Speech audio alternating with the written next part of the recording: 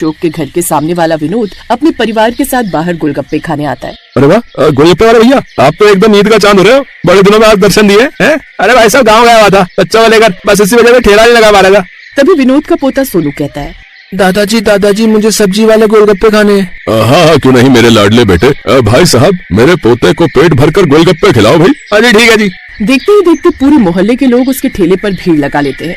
वहीं दूसरी तरफ अशोक का परिवार उन्हें देखकर अपना जी ललचा रहा होता है। तभी अशोक की पत्नी उससे कहती है, मेरा तो सब्जी वाले गोलगप्पे देखकर जी बड़ा ही ललचा रहा है। हाँ माँ जी, मन तो मेरा भी बड़ा ही कर रहा है सब्जी वाले खट्टे गोलगप्पे खाने का। पिताजी हमें भी गोलगप्पे खिला दो ना। बेटी, आज तो बोनी भी नहीं हुई है, बिल्कुल पैसे नहीं है मेरे पास। मुंह लटकाकर सभी लोग अंदर चले जाते हैं और फिर अगले दिन राम कच्ची सड़कों पर कड़कती धूप में सब्जी की बोरी रखे हुए ठेलों को खींचते हुए अपने घर के आगे रुकता है और हाँफता हुआ अपने छोटे भाई तरुण को आवाज लगाता है, तरुण, अरे वो तरुण, बाहर आकर सब्जी की बोरी उतरवा दे।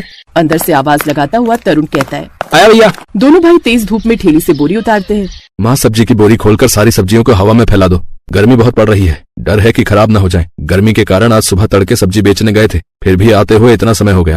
अरे कितनी बार कहा है तुझे, है साथ में अपने छोटे भाई को भी लेकर मंडी जाया कर, ताकि कल को इसकी भी आलू प्याज की ठेली लगवा दे। अब एक की कमाई से घर नहीं चलता है, खाने वाले 10 लोग और कमाने वाला एक आदमी है। आखिर कितना करोगे तुम? नहीं पिताजी, अभी तरुण छोटा है, मैं अभी इसको इस काम में नहीं डाल सकता हूँ। अशोक की गरीबी का सबसे बड़ा कारण यही था। परिवार में खाने वाले 10 और कमाने वाला 1, जिसके चलते घर कभी आगे नहीं बढ़ सका। राम की हालत भी इसीलिए खराब रहती थी क्योंकि वो जो भी पैसे कमाता था उनसे अपने परिवार का गुजारा चलाता था। दोपहर के समय राम खाना खाता है, जहाँ उसकी पत्नी कोमल उसके आगे प्याज की भुजी और साथ में 2 रोटी रख देती है। ये क्या, आज फिर तुमने प्याज की भुजिया बना दी? मेरी तो रोज रोज इससे खाने से भूखी मर गई है। सारे दिन धूप में धक्के खाकर सब्जी बेचो और एक टाइम ठीक से खाना भी नसीब नहीं होता है। राम तो बेकार में बहू पर गुस्सा कर रहा है। घर में जो रखा है वही तो बनाएगी बेचारी। तुम्हें तो बस हमेशा बहू का पक्ष लेना है। मेरी तो जुबान फीकी पड़ गई है इस प्याज की भुजिया को खा खा कर। अरे बहू कभी तो रसेदार सब्जी भी बना सकती है। मेरा तो तीखा चटपटा खाने को मन तरस गया है।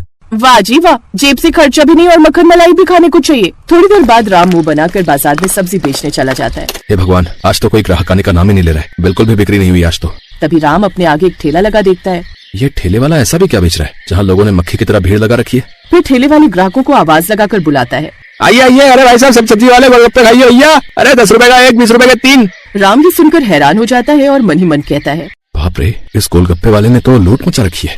10 रुपए में एक सब्जी वाला गोलगप्पा बेच रहा है। ये तो लोगों का पागल बनाकर अच्छे नोट छाप रहा है। और बाकी आलू प्याज के ठेले पर भी अच्छी भीड़ है, बस मेरे ही ठेले पर कोई नहीं आ रहा है। ऐसे कुछ दिन तक चलता रहता है और कुछ टाइम बाद राम थोड़ी और पूंजी लगाकर हरी सब्जी के साथ आलू प्याज भी बेचने लगता है। लेकिन घमस गर्मी के चलते अब सब्जियां गलने लगती हैं, जिसे देखकर माला कहने लगती है, हे भगवान, इतनी गर्मी के कारण सारी सब्जियां गलने लगी हैं। अरे बहू एक काम कर, इनमें से ठीक से आलू निकाल कर आलू की कचौड़ी बना ले और हरी सब्जियों में से ठीक से निकाल कर हरी चटनी बना लियो। ठीक है माँ जी। फिर बहू आलू उबाल कर आटा मलकर गर्मा गर्म कचौड़ी बनाने लगती है और साथ में फूली फूली पूरी भी। तभी माला की पोती मुनिया एक छोटी सी पूरी बनाकर खुशी खुशी अपनी माँ से कहती है, मामा ये छोटी सी पूरी भी मेरी तेल में तल दो ना, मुझे ये खानी है। अच्छा ठीक है लाओ। बहू जैसे ही उसकी पूरी को तेल में तलती है वो पानी पूरी की तरह फूल जाती है और मुनिया उसमें हरी हरी चटनी में पानी मिलाकर उस पूरी में भरकर खाने लगती है। मामा इस पूरी के अंदर ये पानी भरकर बिल्कुल गोलगप्पे की तरह लग रहा है ना। मुनिया की बात सुनकर उसकी माँ के दिमाग में एक जुगाड़ आता है। राम सब्जी बेचने चला जाता है और शाम को सुरभि बहुत ही स्वादिष्ट मिक्स वेज की सब्जी बनाती है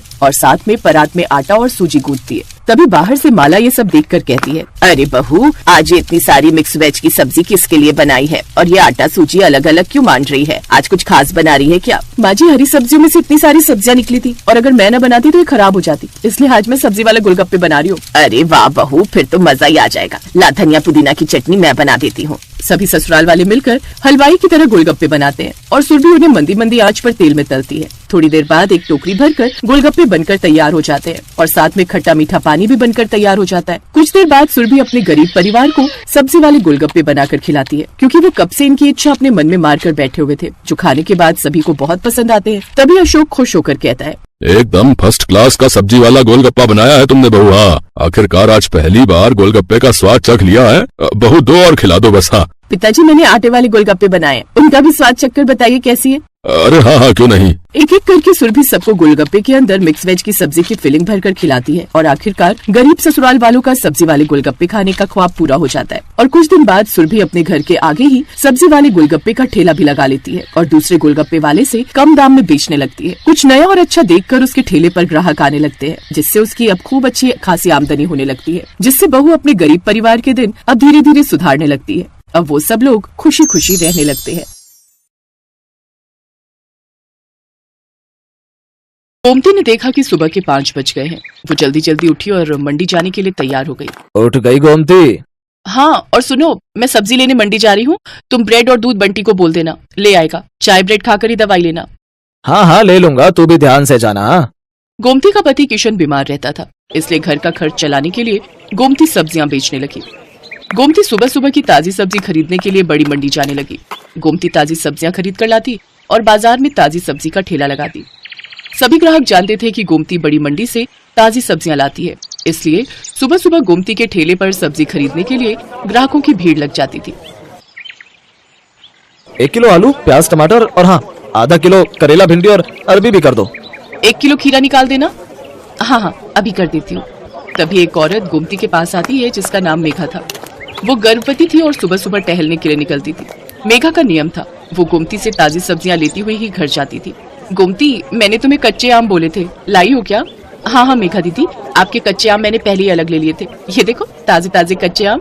अरे वाह, इन कच्चे आमों को देखकर तो मेरे मुंह में पानी आ रहा है। वैसे कुछ भी कहो, सुबह सुबह की ताजी सब्जी की सुगंध ही अलग होती है, जो पूरे बाजार में सिर्फ तुम्हारे ठेले पर ही मिलती है। मुझे लगता है तुम बहुत मेहनत से सुबह सुबह बड़ी मंडी से ताजी सब्जियां लाती हो। कितने बजे उठ जाती हो गोमती? मेघा दीदी, रात को देर से सोती हूँ और आप तो जानती ही हो बंटी के पापा की तबीयत ठीक नहीं रहती। पूरे घर का काम देखना होता है, फिर सुबह सुबह मंडी निकलती हूँ 5 बजे उठकर। उसके बाद घर जाना ही नहीं होता, सीधी यहीं आ जाती हूँ और ठेला तैयार करती हूँ। और कोई सब्जी चाहिए, दे दूं क्या? और आज आप अकेले आए हो? अक्सर तो आपके साथ अमर भैया होते हैं। हाँ, अमर को कुछ दिनों के लिए ऑफिस के काम से बाहर जाना पड़ा, आ जाएंगे बोल रहे हैं। वैसे मैंने माँ को बुला लिया है, अकेली होती हूँ ना घर पर तो मन ही नहीं लगता। एक काम करो, मैं तुम्हें सब्जियां बता देती हूँ, क्या तुम रोजाना मेरे घर पर ताजी सब्जियां दे जा सकती हो? अब चला नहीं जाता, पूरा टाइम है ना इसलिए। हाँ हाँ आप चिंता मत करो मेघा दीदी, मैं रोजाना सुबह सुबह की ताजी सब्जी आपके घर पहुंचा दिया करूंगी। इस हालत में आप अपना ख्याल रखो और किसी भी चीज की जरूरत हो तो मुझे वो भी कह देना, मैं ला दिया करूंगी। मैं तो बड़ी मंडी जाती ही रहती हूँ। बहुत बहुत धन्यवाद गोमती, नहीं तो आजकल इतना कौन करता है। ठीक है अब मैं चलती हूँ, ये मेरा फोन नंबर है, मैं तुम्हें सब्जियां बता दिया करूंगी, तुम पहुंचा दिया करना। ठीक है दीदी, इसमें अपना नंबर आप खुद ही डाल दो, मुझे डालना नहीं आता। हाँ हाँ लाओ। मेघा अपना नंबर गोमती के फोन में सेव कर देती है और उसका नंबर भी अपने फोन में ले लेती है। मेघा गोमती को फोन पर बता देती थी कि उसे सब्जी में क्या चाहिए। हेलो, हाँ मेघा दीदी, ठीक है, मैं अभी ठेले पर पहुंचूंगी ना तो पहले आपकी सब्जियां ही अलग करके दे जाऊंगी, उसके बाद ठेला लगा लूंगी। ठीक है गोमती। तुम्हारी ये सब्जी वाली बहुत अच्छी है, बेचारी रोजाना सुबह सबसे पहले तुम्हारी ही सब्जियां अलग करके दे जाती है। इसकी दी हुई भिंडी मैंने कल काटी थी, एक भिंडी खराब नहीं निकली, सब ताजी कच्ची कच्ची भिंडी थी। हाँ माँ बहुत अच्छी है गोमती, पर बेचारी का पति बीमार रहता है, 3 छोटे छोटे बच्चे हैं, अकेले ही सब्जी बेचकर घर का गुजारा कर रही है। गोमती सच में बहुत अच्छे स्वभाव की थी, ये बात मेघा और उसकी मम्मी जानते थे। एक दिन बहुत तेज बारिश हो रही थी, सड़कें पानी से भर गई थी, निकलने का भी कोई रास्ता नहीं था। गोमती सब्जियां तो ले आई थी पर ठेले पर नहीं लगा रही थी। आज तो बारिश ने परेशान कर दिया, सोच रही हूँ ठेला रुक कर लगाऊं, सड़कों पर पानी भरा हुआ है, कोई सब्जी लेने नहीं आएगा, थोड़ी देर बाद ही लगाऊंगी। अभी सारी सब्जी की बोरियां यहीं साइड में रख देती हूँ। एक काम करती हूँ, मेघा दीदी ने कल कच्चे आम बोले थे और बाकी सब्जियां भी तब तक उन्हें दे आती हूँ। आज उनका फोन भी नहीं आया, उन्हें लगा होगा कि मैंने बारिश के चलते सब्जी नहीं लगाई होगी। बारिश का पानी भी थोड़ा उतर जाएगा, बोरियां यहीं ठेले पर बांध जाती हूँ। गोमती ने सब्जी की बोरियां ठेले पर बांध दी और ठेले को जंजीर से बांधकर वो सब्जियां देने के लिए मेघा के घर चली जाती है। पर वो देखती है कि मेघा की तबीयत बहुत खराब है और जिस डॉक्टर से उसका इलाज चल रहा है वो उसका फोन नहीं उठा रही है।